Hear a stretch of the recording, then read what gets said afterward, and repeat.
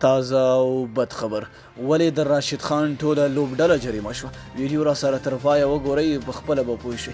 ګرانو لیدونکو السلام علیکم، وخت مو بخیر، ستړي مه شئ. د شپږیزې کرکټ لیګ په پرونۍ لوبه کې د بند امیر خامارانو او سپین غر زمریانو ترمنځ په لوبه کې د اورونو ورو ترسره کولو له امله د بند امیر خامارانو ټوله لوبډله جریمه شوه.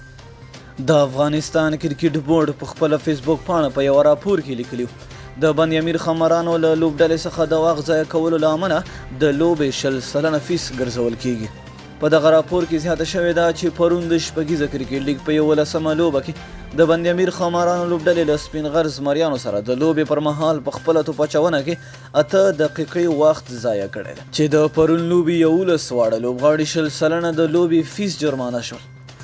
د دې لوبې مې چې ریفري حمیم تلوار په خپله پرېکړه کې ویلي دي چې بند امیر لوبډلې ونه کړی شول په خپل ټاکلي وخت 10 اورونه ترسره کړي، نو د 8 دقیقو وخت ضایع کولو له وجې به یې د پرون لوبې 11 کسیزه لوبډله د لوبې 100 میچ فیس د جرمانې په توګه ورکوي.